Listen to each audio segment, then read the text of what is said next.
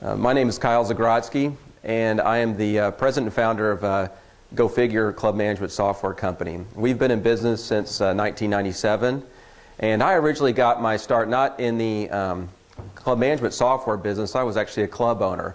My wife and I were franchise number 84 or 5 of Curves, and we owned 9 Curves Fitness Centers. In 1999, we were Franchisee of the Year.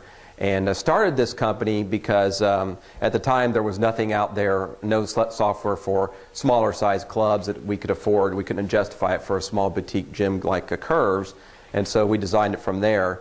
Over the years we've grown this company to, I sold all my Curves and grown this company to thousands of customers in 51 countries. We're in 13 languages, and it's been a very interesting journey for me because not only did I get to come from a very small boutique gym perspective, but running a software company in the data mining and then interacting with not only large gyms and seeing how they do things, but also different people from different membership arenas like martial arts and gymnastic centers and so forth. So it's been an interesting journey, and I think I bring a unique perspective to what it is that you guys are possibly interested in coming to this session for. Now, in this session, we're going to talk about mining for gold, and it's interesting, and it's just by accident that an ounce of gold is actually around $1,250. And I was thinking last night before I went to bed, I was like, gosh, how much is a member actually worth to us? What does that really mean? And I think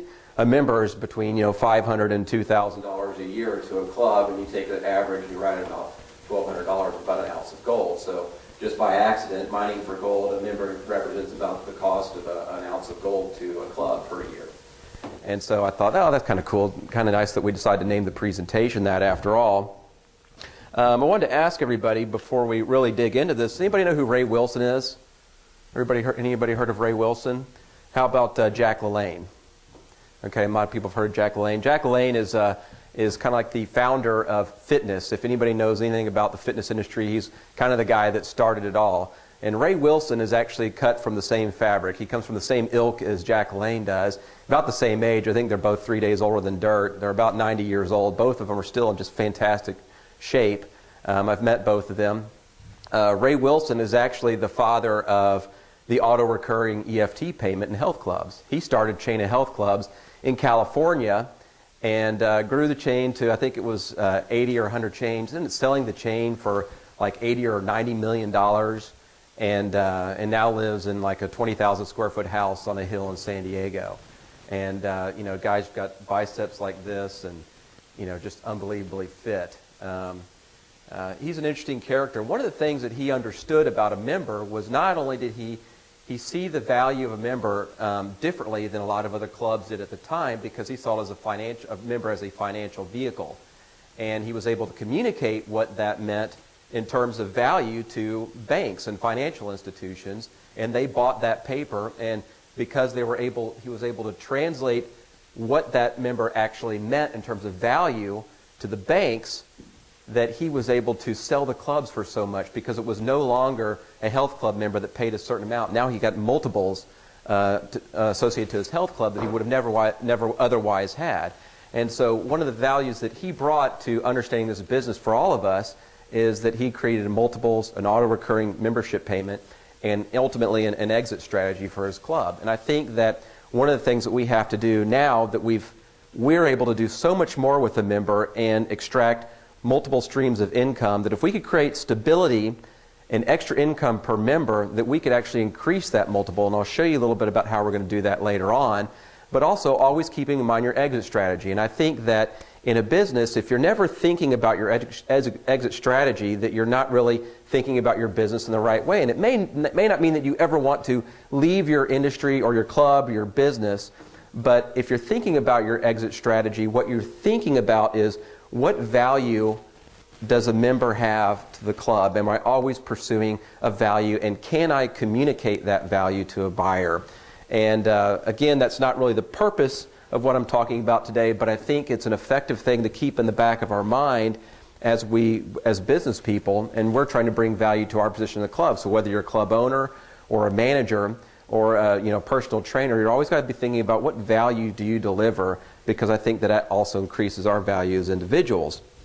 There are things that that Ray Wilson would have never been able to imagine that we can do today in terms of understanding the value of a member, because when he saw a member, the only thing he thought of, this is back in the 70s, I believe, that he did this health club chain, that he thought of a member just in terms of their dues.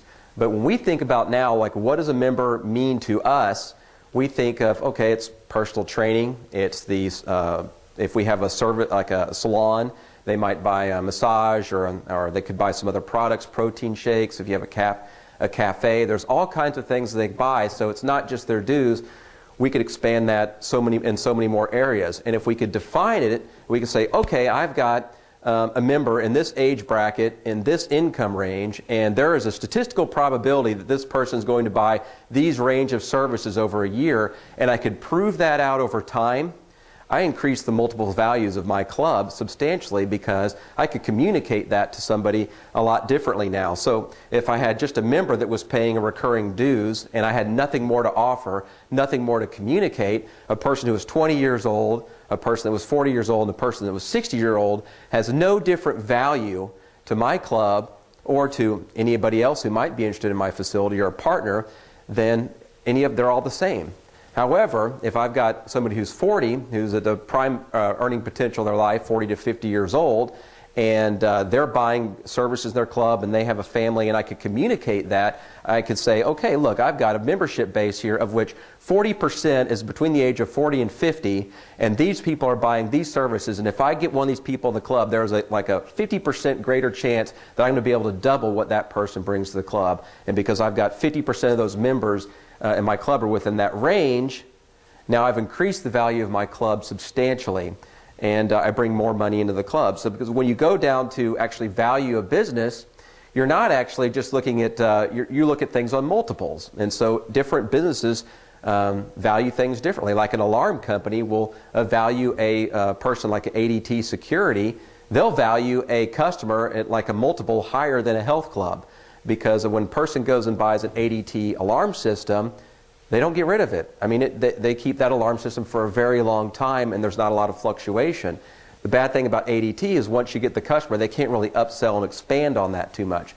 The benefit to club membership is that we can sell and expand them a lot more, but the things that makes us a club owner weak is that we can't really guarantee the longevity of that member like ADT would. And so what we're going to talk about is ways that we can retain members and expand on what we're selling them, and also farm their networks to increase our membership base a bit. And I think that adds value to our facility substantially. Okay? Some of the things that we need to take into consideration into what a member brings to us now is not just their pocketbook and their dollars and dues and personal training, but we want to know more about them and their data. We want to know about their relationships, because through their relationships we can network and get referrals. We want to know about what their habits and hobbies are. We want to know what their shopping patterns are and what they do outside of your facility, because there's an opportunity for us to partner with different types of businesses now. We want to know where they work. Okay? So a member is just a much more faceted, multifaceted instrument to us as a health club. And because they bring so much more to us, I think that we need to be much more aggressive about how we pursue that relationship with a person, and not just a name on an attendance card, for instance.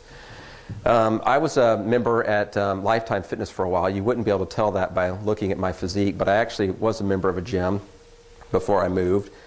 That was a joke. And feel free to laugh. I'd appreciate it.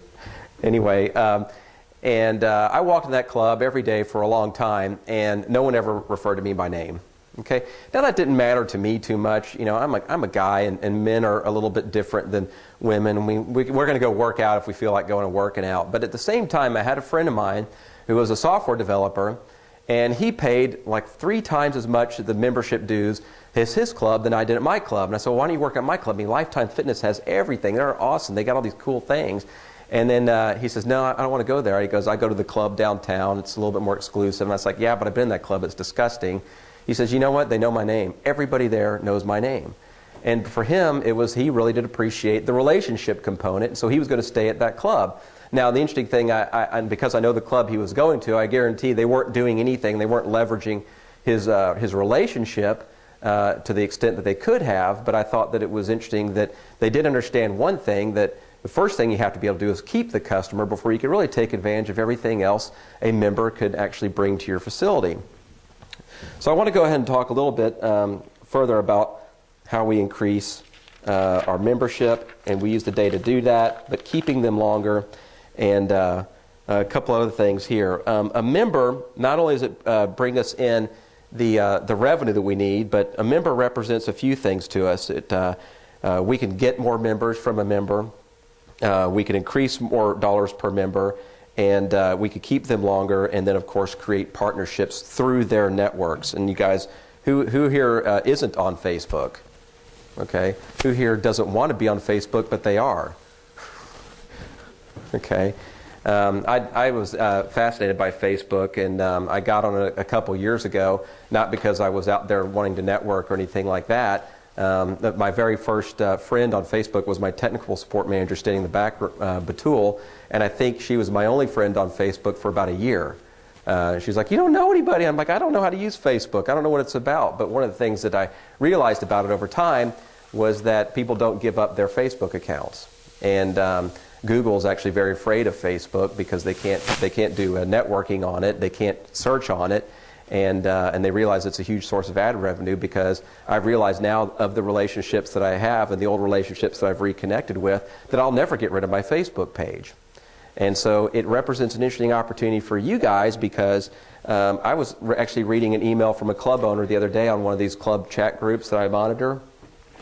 And she said she actually gets more business and involvement with her members through her Facebook page than she ever got through her website.